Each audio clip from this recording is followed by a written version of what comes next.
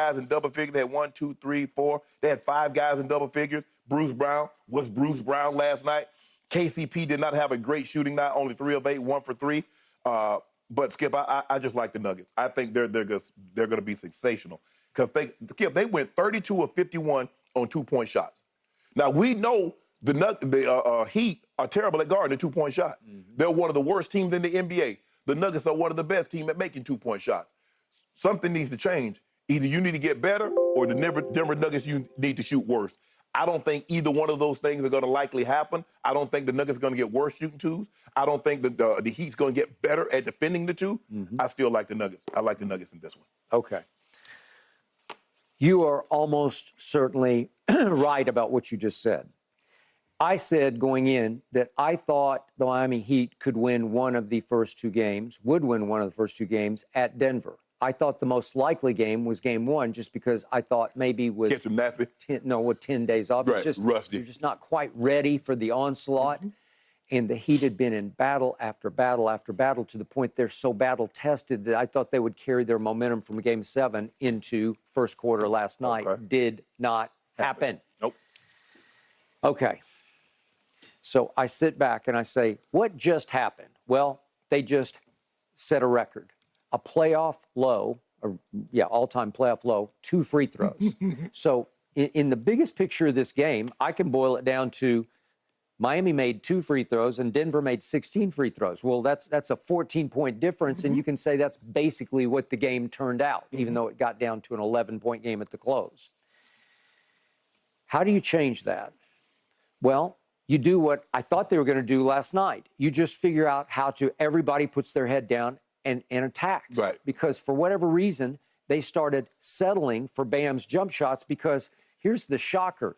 If you look at, this is second level, but if you look at usage rate for the Miami Heat last night, Bam was 30%, by far the highest usage rate. The highest usage rate ever. Listen, because LeBron will have, when he's playing quarterback, when he's playing point guard, he'll be 28%. That's old LeBron. Hey, that's old LeBron.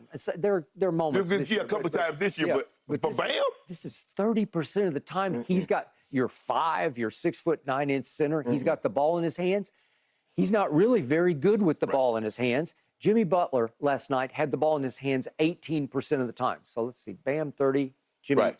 That has to change. Right. That has to reverse. Yes. You got to flip that script. If that's Nikola Jokic with 30% usage rate, okay, you can live with that. Not Bam. Because he's their point center. It all detonates from everything that he's doing. He needs the ball in his hand. You would want the ball in his hands, but Bam is not going to create that many shots for others. No. Because they're just sort of daring him, okay, do you want that 12-foot jumper? Go ahead, take that 12-footer.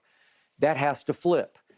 Jimmy has to flip the switch, and I don't know what's happened. But now we've gone the last 5 games against Boston and the first game against Denver. He's way off Jimmy. Yeah, he's but Skip, you know he has the ability to do this. We've seen him have that historic game in Game 5 against the Lakers, and then come back and he's out of gas. He had nothing left. We've seen him go way up here and then come way down here. It's the inconsistency, but it's the playoff highs that leave you scratching your head like, well, hold on.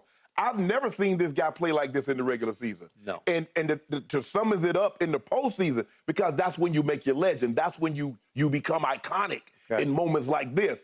And there have been games he's been iconic, but this is a head scratcher to me, is that 14 points on 13 shots? What? And remember, in Game 7, he scored 28 points, but it took 28 shots because he missed 16, which was the game high of missed shots, including Jaylen Brown, who missed 15 shots, right? Right.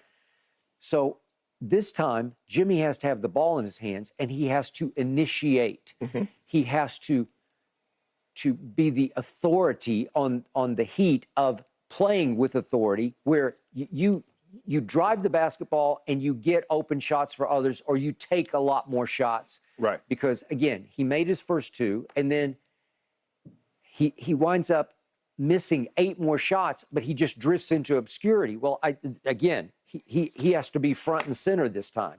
And now we're down to this. Help me out. Do you think Max Strus will go 0 for 9 from 3 in Game 2? Mm-mm. I do not. Do you think Caleb Martin will go 1 for 7 from the floor in Game 2? I definitely do not. Do you think that that coming off the bench, D-Rob, but will he go 1 of 6 and 1 of 5 from 3? I don't think so. Well, let me ask you a question. Do you expect Hayward Highsmith to go 7 of 10?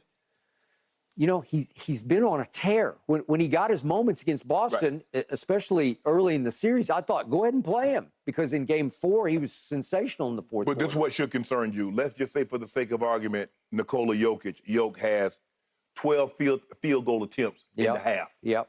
What do you think his point total is going to look like? That's your problem that you're going to run into. Yep. If he starts getting to those 18, 20. Because if you look at it, Skip, he's only really had 2 games in these playoffs. I think it was the last game in which they beat Minnesota, but he had a 28-point triple-double. Yep. And I think it was Game 3 against the Suns, but he had like a 27-point triple-double. Other than that, Skip, he's been efficient out the yin. He shot 64%. He's shooting 55% from the floor and 47 from 3 throughout the playoffs. That's, Skip, I'm not talking about for a series. I'm talking about in his playoffs this year. The man is shooting over 55% and 47% for 3 and averaging a 30-point triple-double. Yeah. That is crazy. It's crazy. No, I hear you. And I give you all of the above. What the Heat have done is equally crazy to me so far. The run, Yes. yeah, for sure. So I don't want to be a complete prisoner of last night's moment, because that's the one thing you learn when you've covered as many NBA playoff games as I have. Right. These things can turn on a dime where you say, what? Case in point, the Memorial Day Massacre, 1985. 1985, remember. The Boston Celtics just wiped the Lakers off the floor, wipe up the Lakers with the Lakers. 148, 114, something like that. And then we come back for Game 2. I was there, and all of a sudden, what? The Lakers are hanging in. They're hanging in. They're winning the game. And it completely turns, and the Lakers win the championship. Off getting blown off the floor. Well, is this team the Showtime? No. It's not the Showtime Lakers. It doesn't have enough firepower to be that. No. But I was heartened by what happened in the fourth quarter, because they came back alive and they won the fourth quarter 30-20. And with 2:37 left, they cut it back to 9 points, and it felt like it might be a game. You don't think they're going to take a little bit of solace out of that and a little bit of momentum? I think they will. They should. But Skip, at some point in time, Aaron Gordon 2-point shots was 7 of 9. Yoke was inside the arc, was 7 of 10. Okay, but what happened right away? Jimmy started missing, the Heat started missing, and Denver is great, especially at home, with running. They're going to get out of transition, for sure. And they will catch you in cross mismatches. They're cross matches, but they're just mismatches. They kept pushing the pace, and they would find, Yoke would find Aaron Gordon on Gabe Vincent. Well, it's a joke. Speaking of Joker, so Joker would joke them. He would prank them. He'd just dump it down to Aaron Gordon, who's got talk about an NBA body.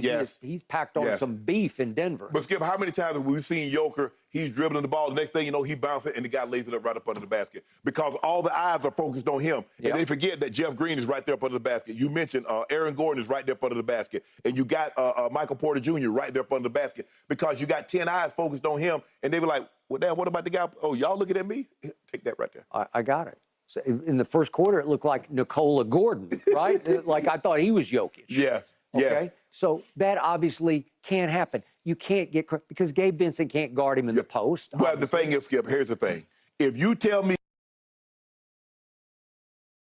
it's going to give me 16 to 20 points, you can't beat him. Because you already know what you're going to get from Murray. You know what you're going to get from Yoke. And now you got a 16 to 20 point score as your third option. Yeah, y'all in trouble. Okay. Heap of it.